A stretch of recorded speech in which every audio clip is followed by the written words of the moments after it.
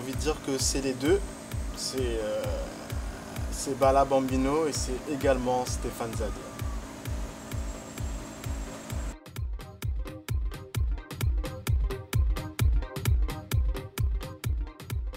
Alors Bala Bambino, on m'appelait quand j'étais tout petit, quand j'étais enfant, on m'appelait Bala. En fait, je m'appelais Bala Noir. Ça a commencé comme ça. Quand je travaillais au sein de la NPE avec Sadiq Asken, Toubab, Maker, Bala Noir, après c'est devenu Bala Bambino. Je crois que c'était une amie à nous qui un jour m'appelait Bala Bambino et depuis c'est resté en fait. Et pour Stéphane Zadir, c'est juste mon nom patronymique. Rien de plus simple.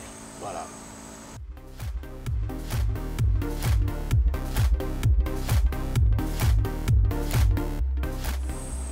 Alors comment je suis arrivé à la prod? Je suis arrivé à la prod en fait dès l'âge de mes 6 ans, mes parents m'ont demandé ce que je voulais faire. Et je voulais faire de la musique déjà, donc j'ai été au conservatoire pendant pas mal d'années. J'ai appris le solfège, le piano, ensuite j'ai fait l'American School, et puis ensuite un jour en fait on m'a offert un synthé. Et depuis ce jour-là, j'ai commencé à bidouiller, pianoter, tout ça, et j'ai commencé la prod comme ça, quoi. Et pour mes influences, elles sont vraiment multiples parce que je suis quelqu'un d'assez éclectique. Donc pour mes influences, je dirais beaucoup de black music par rapport à mes parents, parce que mes deux parents étaient dans la musique et écoutaient beaucoup tout ce qui est soul, funk, jazz, reggae, musique africaine, afrobeat, tout ça.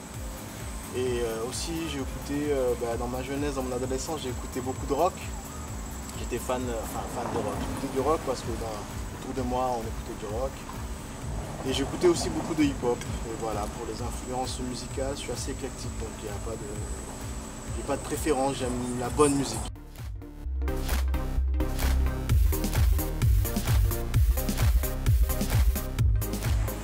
Alors, quelques références à vous donner, j'ai écouté beaucoup de tout ce qui est Stax Music, c'est-à-dire Otis Redding,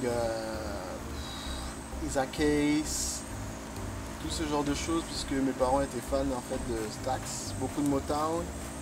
Ensuite, j'ai écouté beaucoup de groupes de rock, genre du rock californien, genre les Offspring, The Rage Against the Machine, The Verve. Pour plus anglais, Oasis, tout ça. Ensuite en hip-hop, j'ai j'écoutais du Snoop, Tupac, Dre, tout ce genre de trucs quoi. Donc voilà pour les références musicales.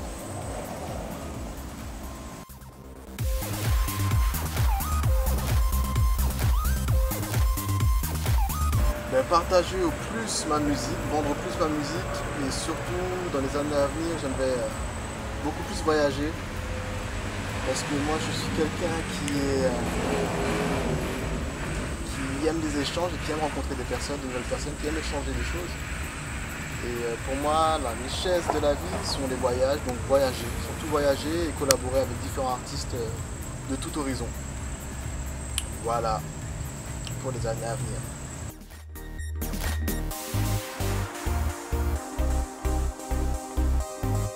Parce que j'habite sur une île. Tout simplement, et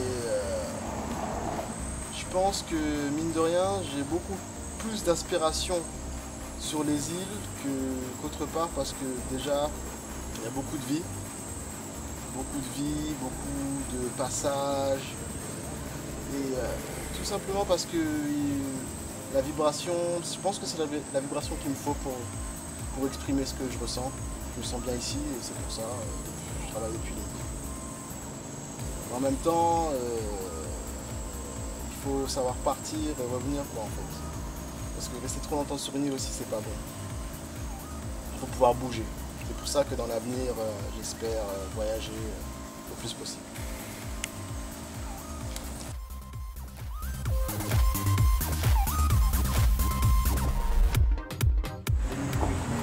Oui, je prévois des collaborations US, mais je pense surtout, avant tout, avec des artistes qui sont en développement.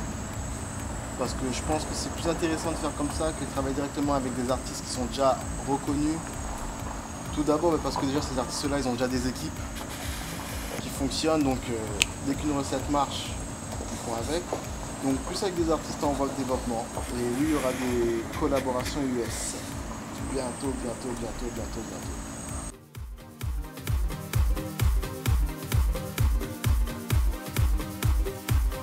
Alors, le titre avec Honorable, en fait, à l'époque, j'avais travaillé avec lui. À l'époque, je faisais partie d'un groupe de producteurs qui s'appelait Soundwinds. On a travaillé un morceau avec lui. D'ailleurs, on avait travaillé ça avec Desolby, qui avait écrit les paroles, tout ça. On avait envoyé le son à son manager, il avait kiffé. Et par la suite, après, on est resté en contact avec Honorable. Moi, je lui faisais écouter un petit peu ce que je faisais, lui aussi il me faisait écouter ce qu'il faisait. Et on a continué à travailler ensemble sur ce morceau-là qui s'appelle GMW, qui s'appelle Girls, Money and Weed. Et voilà, ça s'est fait tout simplement. Moi, j'ai aimé son travail, il a aimé mon travail, j'ai envoyé la prod, il a écrit, on a fait le tune, et puis voilà. Hein.